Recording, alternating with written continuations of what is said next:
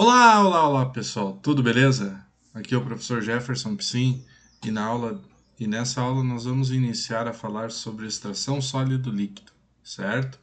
É, Esse conteúdo ele está lá nos nossos livros, nossos textos bases, né?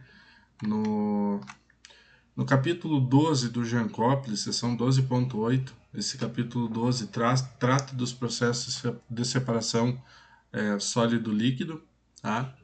Então tem uma seção dentro desse capítulo. No capítulo 20 do McCabe, então ele fala sobre os processos de extração sólido-líquido e líquido-líquido. Tá? No capítulo 18 do PR, na página 59 desse capítulo, também é um capítulo que trata das operações sólido-líquido. Então ele vai comentar sobre esse conteúdo de extração. E um livro que eu estou recomendando bastante, tá? É o livro do Toledo, então que trata especificamente sobre operações unitárias na indústria de alimentos, tá? Então lá no capítulo 12 ele fala bastante sobre extração, inclusive algumas questões mais avançadas da extração que nós vamos tratar ao longo do conteúdo, certo? Muito bem. Então, nessa aula nós vamos fazer uma breve introdução sobre o assunto, levantando alguns conceitos, algumas informações que são importantes na avaliação de um processo de extração, trabalhando com algumas definições e algumas propriedades também que são importantes, correto? Então, como definição, o que nós temos como definição da extração, correto? Lembrando que essa definição ela pode parecer um pouco mais genérica, porque ela é uma definição de extração de forma geral, tá? Então a extração ela é uma operação de transferência de massa, na qual a remoção de um ou mais componentes, que a gente chama de soluto, é induzida pela adição de um novo composto ao sistema, tá? Esse sistema é entendido como, esse novo composto é o solvente, e esse sistema, então, ele pode ser tanto um sistema sólido-líquido, como um sistema líquido-líquido. E aí a gente tem uma primeira separação, né, uma primeira divisão dos tipos de extração. Então, nesse conteúdo, nós vamos tratar exclusivamente da extração sólido-líquido, então entendam o sistema como uma matriz sólida contendo uma substância de interesse. Tá? É importante frisar aqui que esse solvente ele tem que ter mais afinidade pelo soluto do que pelo diluente, onde o soluto estava inicialmente diluído. Tá? Na extração sólido-líquido, então, como eu falei, o diluente é uma matriz, essa matriz é um sólido. Tá? Então, portanto, nós temos como um processo de transferência, onde um solvente ingressa numa matriz sólida, né, e ao sair de lá, ele arrasta com ele um soluto de interesse. Tá? A extração sólido-líquido ela também tem outros nomes, ela pode ser conhecida por outros nomes, como vocês viram, inclusive, nas referências que eu mostrei para vocês. Ela pode ser definida como um processo, uma operação de lixiviação, uma operação de percolação, menos comum, mas também pode ser usado o termo lavado, e também o termo em inglês, né, de lixiviação, o lashing. Também é bastante comum ver esse termo, digamos assim, aportuguesado. Tá? Como exemplos de aplicação, né, nós temos vários exemplos, tanto na indústria química, na indústria de alimentos, na indústria farmacêutica, tá? E a gente pode citar alguns, como por exemplo a recuperação de matrizes de açúcares, a recuperação de açúcares de matrizes sacarídeas, como a cana-de-açúcar, como beterraba, utilizando água normalmente aquecida. Tá? Então, a água é o solvente, a matriz são esses vegetais, né? E o soluto é o açúcar que eu quero retirar, e essa retirada pode ser feita para produzir um álcool ou mesmo para produzir açúcar na forma sólida. Tá? Também temos um exemplo muito comum, muito importante na nossa região, a região produtora de vegetais, né? Uma região essencialmente agrícola, que é a separação de óleos vegetais e oleaginosas, né, com solventes orgânicos. Por exemplo, aí, óleo de soja, de milho, apesar do milho não ser uma oleaginosa, né, ser um cereal, mas também é produzido de girassol, de amendoim, de canola, tá? Então uma série de plantas, de vegetais, o qual o processo de extração de óleo é feito através da extração sólido-líquido, né, utilizando solventes orgânicos. Né? Então esses solventes orgânicos normalmente é um hexano, né, que é um solvente que tem menor, entre aspas, toxicidade em relação aos solventes orgânicos. Tá? Na indústria farmacêutica é muito comum a obtenção de biocompostos, fármacos a partir de origem natural, né, de plantas medicinais. Né? E aí entra alguns processos de extração que usam álcool, que usam vapor de água por arraste a vapor. Né? Então existe uma série de processos de extração. Também hoje, falando um pouquinho de uma tendência, né, o uso da extração com fluido supercrítico, a gente vai falar um pouquinho sobre o que é um fluido supercrítico numa próxima aula. Tá? Então, é bastante comum o uso para obtenção de biocompostos de plantas, fármacos, etc. Obviamente que isso é um ramo muito importante também da área da pesquisa, né? Porque são coisas que estão em desenvolvimento. Outra aplicação comercial muito comum é a produção de café solúvel, né? Onde se utiliza uma extração aquosa, também com água, né? Para obter do grão de café torrado, né, obter apenas o material, a parte solúvel desse grão de café torrado, o qual é depois liofilizado para a obtenção do café solúvel.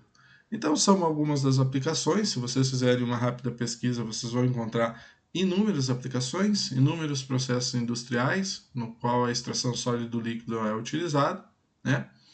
E então, lembrando um pouquinho de como ela funciona. Ela funciona através da passagem, né, de um solvente através de um sólido, né? E aí a gente retoma alguns conceitos importantes, como a perda de carga em leito fixo. Então, o que ela envolve basicamente?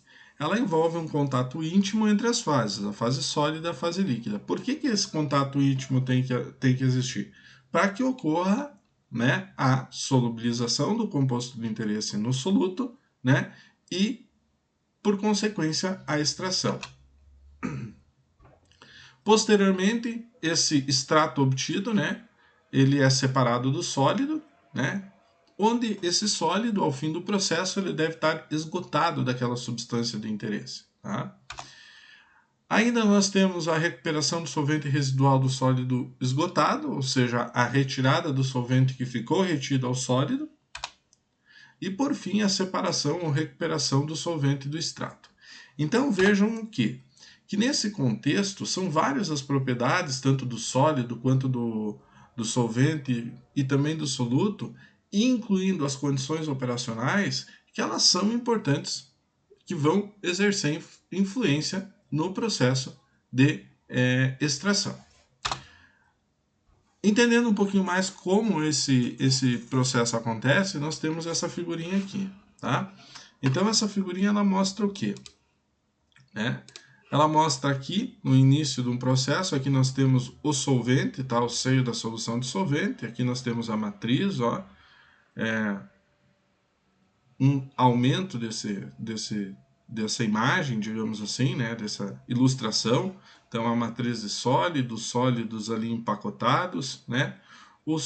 E aí, a interface sólido-líquido. Né? Então, aqui na interface, nós temos um processo de transferência do material para o interior da partícula. Posteriormente, ele entra em contato aqui com o componente de interesse e sai carregando esse componente. As flechinhas aqui seriam o solvente. Tá? Então, as etapas desse processo seriam basicamente a umidificação da superfície do sólido pelo contato com o solvente, tá? A difusão do solvente para o interior da partícula, aqui um processo de difusão molecular, né? Uma difusão molecular. A solubilização, então o solvente entra em contato com o soluto, provocando uma solubilização desse soluto, tá? A solubilização do soluto, que forma então o que a gente chama de extrato. Também tem outros nomes para esse extrato, em alguns casos, principalmente na indústria de óleo, ela é chamada de micela, tá?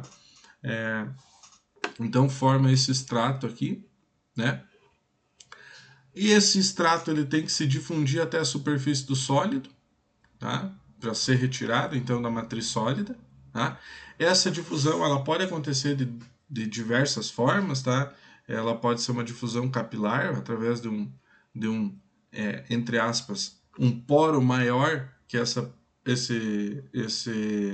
esse sólido tem, ou através de difusão porosa, e aí essa difusão no poro mesmo, ela se divide em diversas formas, dependendo do tamanho do poro, né? Onde esse material vai difundir aqui pela matriz do sólido, chegando à sua superfície. Chegando à sua superfície, né, o próprio efeito aqui do solvente, que passa pela superfície do material, vai provocar a convecção natural da superfície do sólido para o seio da solução, certo? Então, tendo em vista isso, nós temos essas propriedades que vão ser importantes, né, na etapa de extração. Das propriedades do sólido, as mais importantes estão a porosidade, porque influencia diretamente no caminho que esse componente, que tanto o soluto quanto o extrato vai fazer, né? Então, se eu tenho mais poros, fica mais facilitado. O tamanho de partícula, e aqui nós temos uma correlação com a área superficial. Quanto menor essa partícula, menor o caminho. E também nós temos uma relação com a área superficial, que quanto menor a partícula, maior a área superficial de contato aqui com a solução. O tamanho dos poros, né? Não adianta eu ter muitos poros e poros pequenos, porque isso pode prejudicar, né? pode influenciar no processo difusivo se a molécula aqui do extrato for muito grande. Então o tamanho desses poros também influencia, ao mesmo tempo que o aumento do tamanho dos poros provoca uma redução da área superficial. Então existe um equilíbrio aqui entre tamanho do poro e área superficial. E uma propriedade super importante, né, é a interação do sólido, da matriz sólida, com o solvente, né? Essa interação é muito importante, porque ela está associada a, entre aspas, uma molhabilidade do sólido. Então, se o solvente tem uma boa interação com a matriz, certo? Ele vai facilitar com que mais solvente chegue até essa estrutura celular onde estão presentes o material de interesse que eu desejo extrair, né? Facilitando o processo de extração. Porém, isso tem um ônus, que o material após a extração, a matriz sólida após a extração, ela vai ter retido nela uma quantidade significativa de solvente, né? Então, dependendo do custo do solvente ou o destino dado a essa matriz sólida, eu tenho que recuperar esse solvente. Então, a capacidade de retenção, que a gente chama, que é chamado essa capacidade de reter o solvente, né? Ela é uma propriedade que tem que ser contrabalanceada, né? Não pode ser pouca, porque senão dificulta a extração, também não pode ser muito, senão eu vou ter um custo de recuperação do solvente ou uma perda de solvente no meu processo muito grande se eu não fizer essa recuperação, certo? Quanto ao solvente, né, ele tem que ter uma boa afinidade com o soluto, né, ele tem que ser capaz de solubilizar o soluto, e quanto mais capaz de solubilizar o soluto ele for, mais fácil será esse processo de extração do ponto de vista de quantidades, tá?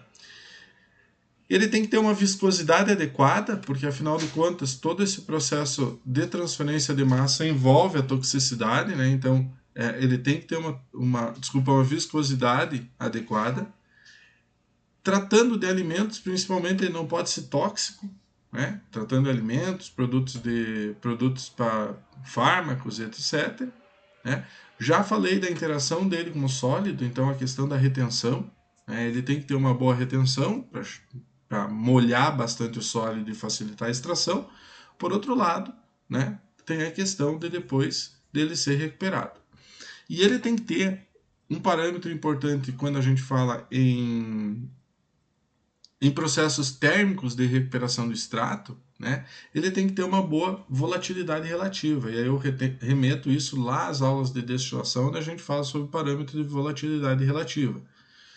Normalmente se usa um método de separação do extrato, né, de obtenção do produto de interesse, quando a gente tem o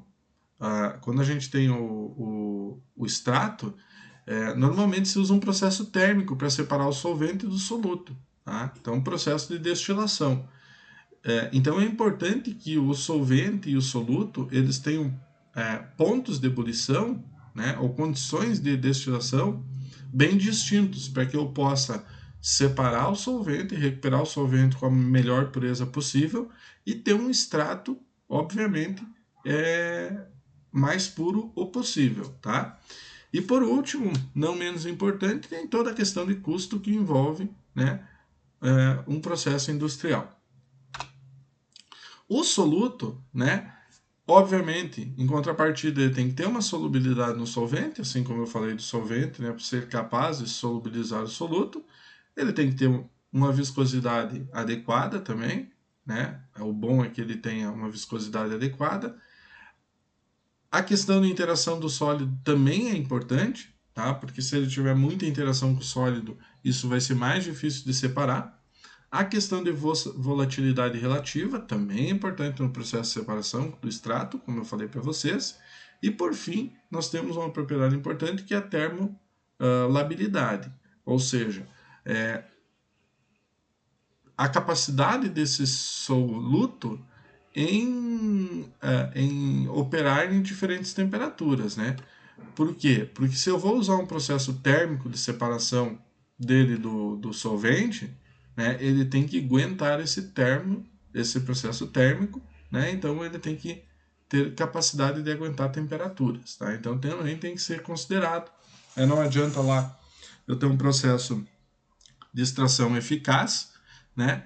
Se depois no processo de separação, de obtenção do composto puro, né, o meu composto ele vai ter baixa qualidade porque ele foi termodegradado. Tá? Por fim, nós temos algumas propriedades que elas são importantes em relação ao processo. Tá? Em relação a essas propriedades, nós temos a temperatura, né? Por quê? Porque a temperatura está diretamente associada à viscosidade do soluto e do solvente. Tá? A temperatura ela também influencia na capacidade de retenção do solvente, a capacidade de retenção do solvente pelo sólido. Então também ela vai influenciar nessa propriedade. E ela também influencia no que? Na solubilidade do soluto pelo solvente. Tá? Então, é uma das propriedades que mais influenciam sobre um processo de extração. A agitação, ou seja, o grau de mistura, o grau de turbulência no sistema, né, se a gente pode chamar assim, ela é importante porque aqui na superfície do sólido nós temos uma camada limite, né, uma camada limite de transferência de quantidade de movimento, uma camada limite de transferência de massa. Menos importante, mas uma camada limite de transferência de calor, dependendo da situação de temperatura que estiverem esses materiais. Tá? Então, a agitação, a turbulência do sistema, ela diminui essa camada limite, né? Fazendo com que o processo de transferência de calor, massa ou quantidade de movimento seja mais simplificado em termos de convecção. Tá? O tempo de residência é importante porque todo o processo difusivo ele obedece lá à lei de Fick, né? E a gente sabe que o fluxo, ou seja, quanto que sai por unidade de tempo por unidade de área, é proporcional, né, ao tempo, né? A quantidade de material vai ser proporcional ao tempo. Então, o tempo de residência, né, o tempo de contato, ele é super importante. E por último, as configurações operacionais, né? Esse é um item que a gente vai entrar especificamente nas configurações operacionais dos sistemas de extração sólido-líquido, né? Nós temos sistemas em uma única etapa, nós temos sistemas em co-ocorrente, ou seja, a extração acontecendo na mesma direção, digamos assim, do que a direção de alimentação do solvente. Nós temos sistemas em paralelo e nós temos sistemas em contracorrente, então é um item que nós vamos comentar, mas essas configurações operacionais, elas vão influenciar sim diretamente na qualidade ou na característica do meu processo operacional. Beleza, gente? Então essa foi uma pequena introdução sobre o processo de extração sólido-líquido, tá? E nos vídeos posteriores nós vamos estar abrindo um pouquinho mais essa operação tão importante na indústria de alimentos, na indústria química e na indústria farmacêutica também, né? E outras indústrias, obviamente, falando um pouquinho mais sobre essa operação. Tá bom? Obrigado e até a próxima.